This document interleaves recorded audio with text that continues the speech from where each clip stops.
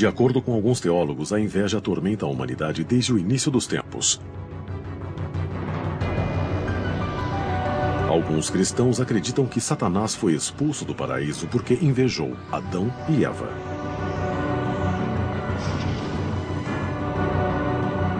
Satanás se recusa a ser guardião da humanidade e é expulso do paraíso. E invejou tanto a humanidade por ela ter um potencial de se unir a Deus na eternidade que tentou nos enganar. A tradição posterior fala na serpente, tentando encorajar Adão e Eva a querer uma coisa que Deus possuía e eles não possuíam, a imortalidade. E às vezes isso é visto como inveja.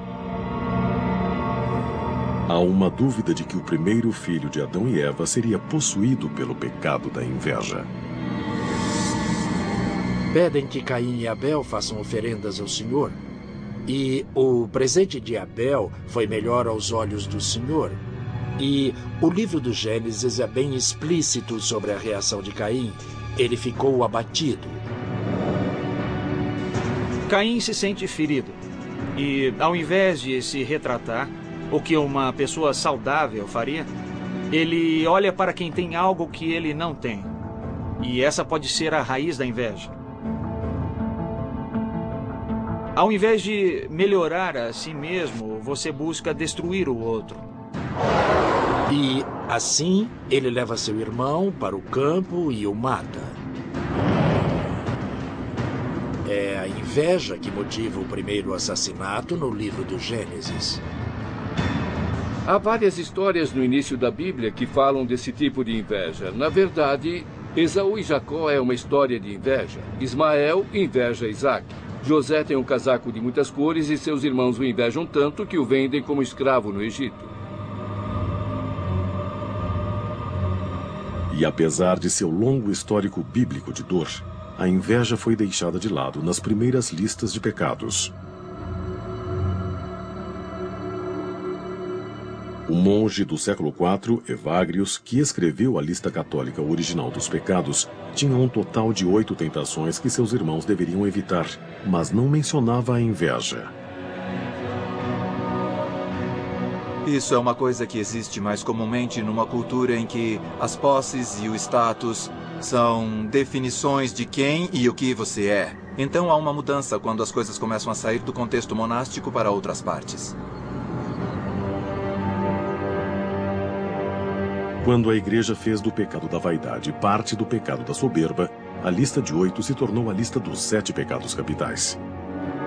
7 é um número poderoso para a igreja. 7 dias da criação, as 7 colinas de Roma. Mas a inveja ainda não era um dos 7 pecados. Até Gregório o Grande, que se tornou papa em 590 d.C., ver um mundo de intrigas políticas cheio de bárbaros rivais lutando pelos restos do Império Romano.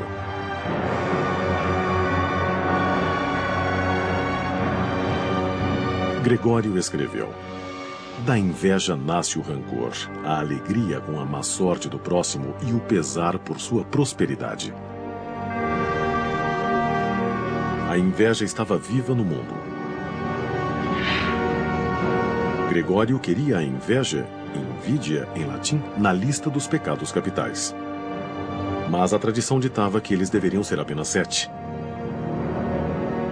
Juntando a tristeza ao pecado da preguiça, o pecado foi chamado somente de preguiça e abriu espaço para a inveja.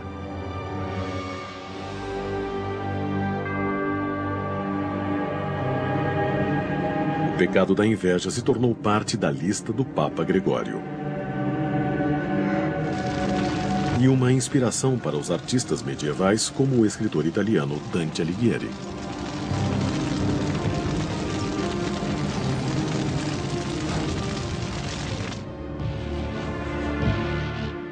No Purgatório de Dante, os espíritos dos invejosos vagam numa terra árida com os olhos costurados por fios de arame. Isso porque o pecado é mais comumente cometido através dos olhos. Alguns não só sentem inveja, mas têm prazer na dor do inimigo. Dante não tinha uma palavra para esse efeito colateral pernicioso, mas os alemães sim. É chamado Schadenfreude. Schadenfreude é um termo alemão que se refere à alegria no sofrimento ou na má sorte de outros. Freude é alegria e Schaden é má sorte. No mundo editorial, se alguém teve um enorme sucesso, claro que fica com inveja. Qualquer ator é invejoso e, como eu ganho isso pelo meu livro, ou por que conseguiram tanto? Depois, se você sabe que o livro não vendeu bem e a editora perdeu dinheiro, você diz, Uma das minhas citações preferidas sobre a inveja é a do escritor Gore Vidal. Ele diz, quando um amigo é bem-sucedido, alguma coisa morre em mim. Todas as culturas parecem lutar com a inveja. Mas será que algumas civilizações se renderam ao pecado capital?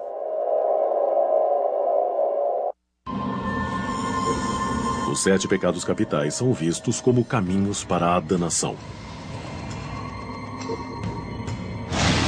Considerado um dos mais traiçoeiros é o pecado da inveja.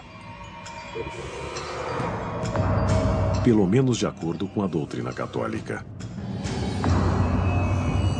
Mas sempre houve outras opiniões. Em algumas culturas, a inveja é considerada uma expressão natural e inevitável que as pessoas bem-sucedidas têm que enfrentar. Em torno de 500 a.C., os gregos não consideravam a inveja um pecado mortal, mas uma tática política.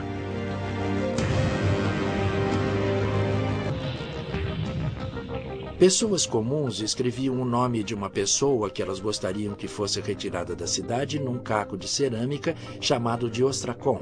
Essa é a origem da palavra ostracismo. E, se bastante gente votasse por uma pessoa, essa pessoa era expulsa de Atenas por um período de 10 anos. O propósito do ostracismo era, em parte, impedir que as pessoas tivessem muito poder político ou punir pessoas que realmente se comportassem mal.